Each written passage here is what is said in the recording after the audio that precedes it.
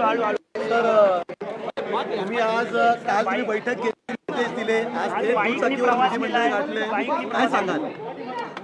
माननीय प्रधानमंत्री महोदयांनी जे काही निर्देश दिलेले आहेत ते देशहिताकरता आहेत आणि म्हणून आपापल्या परीनं जे जे करता येईल ते करण्याकरता आम्ही सगळे प्रयत्न करतो आणि म्हणून सिम्बॉलिकली त्याचा प्रचार झाला पाहिजे आणि जेव्हा राज्यातले नेते मंडळी अशा प्रकारे प्रचार करतात तर ते लोकांपर्यंत पोहोचतं म्हणून मी आज या ठिकाणी मोटरसायकलने आलेलो आहे। आम्ही आता आमचे कॉन्व्हॉय देखील सगळ्यांचे कमी केलेले आहेत, सगळ्यांचे जे काही परदेश प्रवास आहेत ते देखील आम्ही आता सगळ्यांचे रद्द केलेले आहेत आणि वेगवेगळ्या प्रकारे इंधन बचत कशी करता येईल, परकीय चलन बचत कशी करता येईल हाही आमचा प्रयत्न असेल।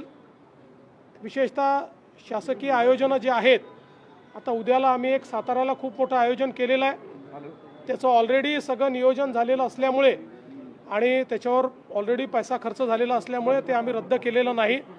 पण या आयोजनानंतर आम्ही पुढचे 6 महिने मोठे आयोजनं शासनाच्या वतीनं हे करणार नाही आहोत। उद्याचं आयोजन मात्र आपल्याला कल्पना आहे की जवळपास 25 लाख कुटुंबांना उद्या 10,000 कोटी रुपये केंद्र सरकारच्या वतीनं प्रधानमंत्री आवास योजनेत देण्यात येणार आहेत। त्याकरता हे आयोजन केलं होतं आणि हे खूप आधी प्लॅनिंग त्याचं आम्ही केलं असल्यामुळे उद्याचं आम्ही ते कॅन्सल केलेलं नाही। पण यापुढे सगळ्यांना निर्देश दिले आहेत की मोठे शासकीय कार्यक्रम आपल्याला करायचे नाही आहेत।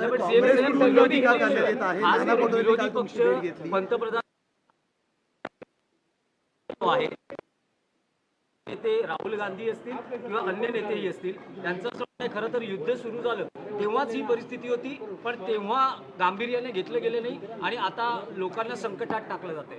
मला असं वाटतं की विरोधी पक्षाला थोडी प्रगल्भता यावी लागेल।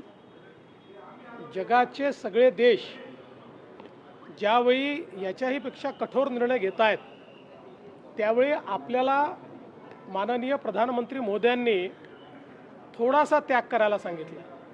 कुठलेही खूप कठोर निर्णय घेतलेले नाहीत, त्याच्यावर इतका गदारोळ उभं करणं हे योग्य नाही आहे। यापूर्वी अनेक वेळा आपण हे बघितलेलं आहे, इंदिराजी असताना देखील हे झालेलं आहे। त्या ठिकाणी आपले जे काही नरसिंहरावांचं सरकार होतं त्याही वेळेस अशा प्रकारचे मेजर्स घेतले आहेत। चिदंबरम यांनी देखील 2012 साली हेच मेजर्स या ठिकाणी घेतलेले आहेत।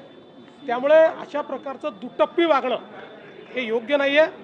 देशहिताकरता आंतरराष्ट्रीय परिस्थिती अशी तयार झाल्यामुळे जर आम्ही थोडंही ॲडजस्ट करायला तयार नसू तर मला असं वाटतं की या विरोधी पक्षाला प्रगल्भता नाही असंच म्हणावं लागेल। आणखी एक विषय आहे की पंतप्रधानांनी घाटकोपरचा आवाहन आणि विदेश प्रवास टाळा असं जेव्हा केलं तर आता सोशल मीडियावरही काही प्रतिक्रिया व्यक्त होत्या की 15 तारखेपासून पंतप्रधान हे आठवडाभर युरोप दौऱ्यावर चाललेले आहेत। मला असं वाटतं यापेक्षा जास्त मूर्खपणाचं दुसरं लक्षणच असू शकत नाही की देशाच्या पंतप्रधानांच्या दौऱ्यावर प्रश्नचिन्ह निर्माण करणं।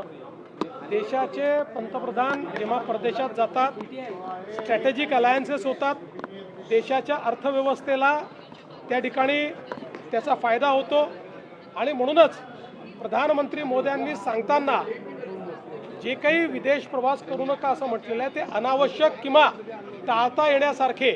याचा अर्थ असा नाही आहे की आता एखादा जर आपला कोणी मोठा व्यापारी हा परदेशात डील करत असेल तर त्यांनी ती डील रद्द करून टाकावी, अशा प्रकारचा याचा अर्थ नाही आहे।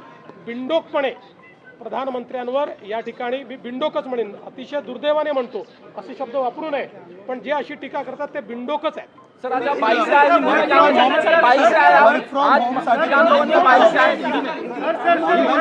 प्रधानमंत्री जी ने देश में जो विश्व के हालात है उसके मद्देनज़र हम सभी को कुछ एहतियात बरतने को कहा है।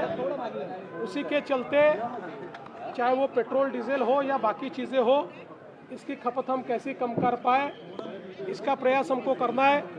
हम सब ने अपने कॉन्वॉय कम कर दिए हैं। आज एक मैं ऐसा कह सकता हूँ कि मैं जो मोटरसाइकिल से यहाँ आया तो इस जो निर्णय है इस निर्णय को समर्थन देने के लिए, और जब हम ऐसा करते हैं तो ज़्यादा से ज़्यादा लोगों तक ये चीज़ें पहुँचती है, इसलिए मैं यहाँ पर मोटरसाइकिल से आया हूँ।